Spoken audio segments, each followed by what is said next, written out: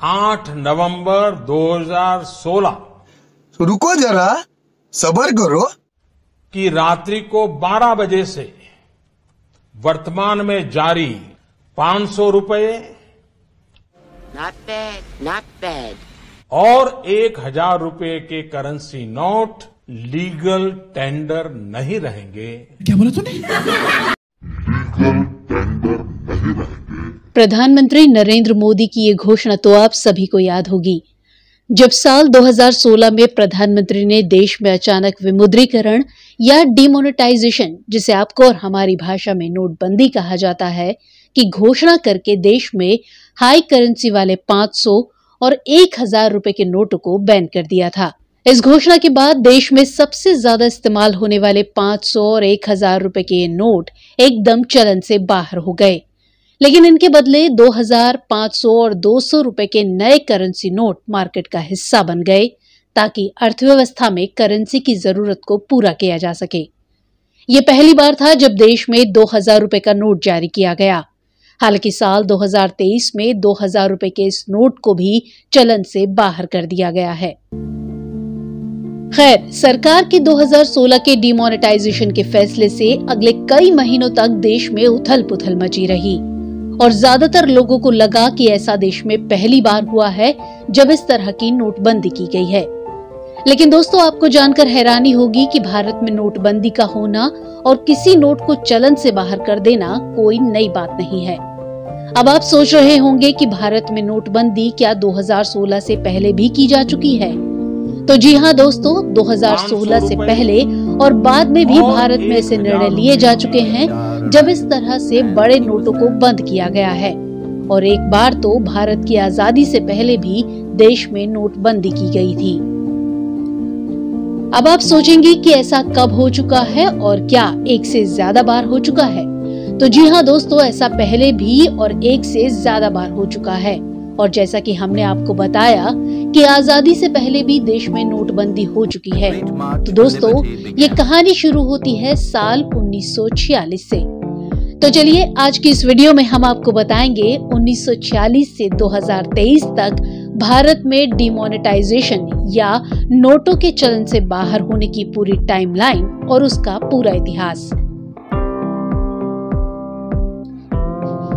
इस वीडियो में हम आपको बताएंगे कि कब और क्यों पिछले लगभग 77 वर्षों में आरबीआई ने कई मौकों पर करेंसी नोट्स को बंद किया या वापस लिया। लेकिन ये पूरी कहानी शुरू करें इससे पहले ये जानना जरूरी है कि आखिर ये डिमोनेटाइजेशन या विमुद्रीकरण की सही परिभाषा क्या है। तो दरअसल डिमोनेटाइजेशन किसी करेंसी यूनिट से एक लीगल टेंडर के रूप में उसके दर्जे को छीन लेना या हटा देना होता है। ऐसा आमतौर पर तब होता है जब किसी राष्ट्रीय मुद्रा में परिवर्तन होता है। विमुद्रीकृत मुद्रा किसी भी तरह के लेन देन के लिए वैध मुद्रा के रूप में इस्तेमाल नहीं की जा सकती है। इसमें अक्सर किसी विशेष प्रकार की मुद्रा की कानूनी वैधता समाप्त कर दी जाती है। डिमोनेटाइजेशन को प्राय कर प्रशासन के एक उपाय के रूप में देखा जाता है। चलिए अब वापस आते हैं अपनी कहानी यानी आजादी से पहले की 1946 की नोटबंदी पर। बात है साल 1938 की, जब भारतीय रिजर्व बैंक यानी आरबीआई ने देश में पहली बार 10,000 रुपए का नोट प्रिंट किया। ये उस समय भारत का सबसे ज्यादा मूल्य वाला करेंसी नोट था। ये वो दौर था जब भारत में अंग्रेजी हुकूमत हुआ करती थी। इसके कुछ समय तक तो सब ठीक चलता रहा, लेकिन कुछ ही समय बाद समस्या शुरू होने लगी। इसके बाद ये नोट ज्यादा दिनों तक नहीं चल सका और 8 साल बाद ही यानी 1946 में अंग्रेज हुकूमत ने इसे बंद करने का फैसला ले लिया। 1946 में ही आजादी से पहले देश में पहली बार नोटबंदी की गई थी। दरअसल तब ब्रिटिश इंडिया के तत्कालीन governor general sir Archibald vowel ने 12 जनवरी 1946 को सभी हाई करेंसी वाले बैंक नोट्स को डिमोनेटाइज करने का हुक्म दे दिया। 12 जनवरी को 2 अध्यादेश जारी किए गए जिसमें 500, 1000 और 10,000 रुपए के नोट बंद किए गए। ब्रिटिश सरकार ने तब आरबीआई गवर्नर रहे सर सीडी देशमुख के परामर्श से 500 रुपए और उससे ज्यादा मूल्य के सभी नोटों को बंद करने का फैसला किया था। यहाँ आपको बता दें कि सर सीडी देशमुख का पूरा नाम चिंतामन द्वारकानाथ देशमुख था। ये आरबीआई के पहले भारतीय गवर्नर थे। इनसे पहले 2 गवर्नर सर ऑसबॉर्न स्मिथ और सर जेम्स टायलर विदेशी थे। सीडी देशमुख को 1943 में आरबीआई का गवर्नर नियुक्त किया गया था और 1944 में अपने कार्यकाल के दौरान इन्होंने ब्रेटन वुड्स वार्ता में भारत को रिप्रेजेंट भी किया था। उधर सर आर्चिबाल्ड के आदेश के कुछ दिन बाद यानी 26 जनवरी 1946 को 500, 1000 और 10,000 रुपए के नोट चलन से बाहर हो गए।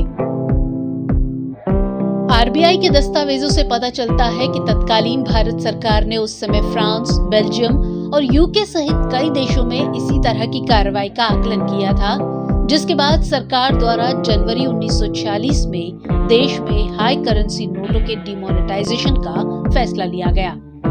अब सवाल उठता है कि आखिर ऐसी क्या समस्या आने लगी थी जो आजादी से पहले सरकार को 100 रुपए से ऊपर के सभी हाई करेंसी नोटों को बंद करने का निर्णय लेना पड़ा। तो दरअसल सरकार ने अपने इस कदम की वजह उस समय चल रहे द्वितीय विश्व युद्ध और बढ़ती कालाबाजारी को बताया। ये फैसला काला धन खत्म करने के मकसद से लिया गया था, क्योंकि माना जा रहा था कि व्यापारियों द्वारा भारी संपत्ति जमा की जा रही थी और टैक्स चोरी की समस्या देश में बढ़ रही थी। इसी समस्या के कारण सरकार को ये कदम उठाना पड़ा और इसी के साथ 1946 में देश में 500, 1000 और 10,000 रुपए के नोट बंद हो गए। अब आते हैं डिमोनेटाइजेशन के अगले यानी दूसरे पड़ाव पर। 1947 भारत को आजादी मिल चुकी थी और इसके कुछ सालों बाद यानी साल 1954 में आरबीआई भारत में एक बार फिर हाई करेंसी नोटों को चलन में ले आई। अब देश में 1000, 5000 और 10,000 रुपए के करेंसी नोट शुरू कर दिए गए। इसके बाद 2 दशक से भी ज्यादा वक्त तक इन हाई करेंसी नोट्स का इस्तेमाल भारत में धड़ल्ले से होता रहा। लेकिन इन नोटों के प्रचलन ने एक बार फिर काले धन जैसी समस्या उजागर कर दी। 1970 के दशक की शुरुआत में सरकार द्वारा डायरेक्ट टैक्स पर एक जांच समिति का गठन किया गया। चूंकि इसके अध्यक्ष भारत के पूर्व मुख्य न्यायाधीश कैलाश नाथ वांचू थे, इसलिए इस समिति को वांचू समिति कहा गया। वांचू समिति ने अपनी रिपोर्ट में काले धन के प्रसार को उजागर करने और उसका मुकाबला करने के उपाय के रूप में कुछ नोटों के विमुद्रीकरण का सुझाव दिया। अब आया 1978 का साल। उस समय केंद्र में जनता पार्टी की सरकार थी और मोरारजी देसाई देश के प्रधानमंत्री थे। सरकार ने समिति की सिफारिशों के साथ साथ काले धन और नकली नोटों जैसी समस्या का समाधान करने के लिए एक बार फिर डिमोनेटाइजेशन का सहारा लिया। इसके बाद आरबीआई ने हाई करेंसी नोट वापस लेने का अध्यादेश बनाया, जिसे तत्कालीन राष्ट्रपति नीलम संजीवा रेड्डी ने भी मंजूरी दे दी। इसी के साथ सरकार ने 16 जनवरी 1978 को high denomination bank note demonetisation act 1978 के तहत 1000 रुपए, 5000 रुपए और 10,000 रुपए के नोट बंद कर दिए। आकाशवाणी के जरिए लोगों को इसकी सूचना दे दी गई। नागरिकों को बैंकों से उच्च मूल्य वर्ग के इन नोटों को बदलने के लिए 24 जनवरी 1978 तक का समय दिया गया था। हालांकि रिपोर्ट्स के मुताबिक नोटबंदी के इस कदम का जनता पर ज्यादा असर नहीं पड़ा, क्योंकि उस समय बड़े नोट ज्यादा सर्कुलेशन में नहीं थे और देश की कुल राशि में इन 3 बड़े नोटों का कुल सर्कुलेशन 2% से भी कम था। बहरहाल इसी को लेकर फरवरी 1978 में अपने बजट भाषण में तत्कालीन वित्त मंत्री एच.एम. पटेल ने कहा कि ये निर्णय सरकार द्वारा अवैध लेन देन को नियंत्रित करने और असामाजिक तत्वों के खिलाफ उठाए गए उपायों की एक श्रृंखला का हिस्सा था। तो इसी के साथ 1946 के बाद अब 1978 में ये दूसरी बार था जब देश में नोटबंदी हुई। इसके बाद के सालों में आरबीआई द्वारा समय समय पर कई बड़े नोट जारी किए गए। अक्टूबर 1987 में 500 रुपए का नोट प्रचलन में आया तो नवंबर 2000 में 1000 रुपए के नोट की वापसी हुई। लेकिन अब सवाल ये था कि जब अर्थव्यवस्था में भ्रष्टाचार और काले धन आदि की समस्या का हवाला देकर पहले हाई करेंसी नोट्स के प्रचलन को बंद कर दिया गया, तो अब एक बार फिर से 500 और 1000 रुपए के नोट क्यों जारी किए गए? नोटों को जारी करने का मकसद देश में बढ़ती मुद्रास्फीति को नियंत्रित करना और कमोडिटी की कीमतों को कम करना था। इसके अलावा नए लॉन्च किए गए करेंसी नोटों में देश में नकली करेंसी नोट्स पर नजर रखने के लिए कुछ अतिरिक्त या नई सुरक्षा सुविधाएं भी होने का दावा किया गया। दोनों ही करेंसी नोट्स मामले में सरकार ने प्रचलन में बैंक नोटों की मात्रा को नियंत्रित करने के साधन के रूप में इसे एक उचित कदम ठहराया। आइए अब आते हैं नोटबंदी के इतिहास के तीसरे पड़ाव पर, यानी 2016 में, जो 21वीं शताब्दी का पहला डिमोनेटाइजेशन था। और लगभग हम सभी को याद होगा जब प्रधानमंत्री नरेंद्र मोदी ने 8 नवंबर 2016 को देश में नोटबंदी का ऐलान किया था। तब 500 और 1000 रुपए के नोट चलन से बाहर कर दिए गए थे। इस नोटबंदी का मकसद भी काले धन की समस्या से निपटना, जाली नोटों पर अंकुश लगाना और टेरर फंडिंग को रोकना बताया गया। घोषणा के मुताबिक जिन लोगों के पास ये 500 और 1000 रुपए के नोट थे, उन्हें बैंकों से इन्हें नए नोटों से बदलने की सुविधा और समय सीमा दी गई। सरकार के इस फैसले से देश में काफी अफरा तफरी का माहौल हो गया। लोगों को पुराने नोट जमा करने और नए नोट हासिल करने के लिए बैंकों में लंबी लाइनों में लगना पड़ रहा था और काफी मशक्कत का भी सामना करना पड़ रहा था। इस बार की नोटबंदी का जनता पर गहरा असर पड़ा, क्योंकि नोटबंदी के समय देश में प्रचलन में कुल मुद्रा की मात्रा 17.7 लाख करोड़ रुपए थी।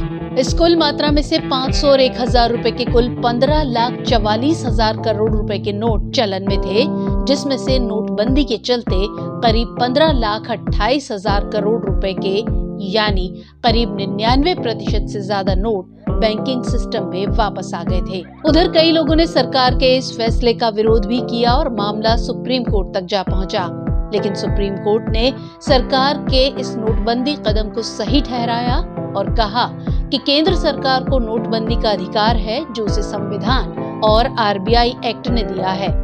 इससे पहले 2 बार डिमोनेटाइजेशन के इस अधिकार का इस्तेमाल हो चुका था और 2016 में ये तीसरा मौका था। अब आता है इसका अगला पड़ाव 2023 में।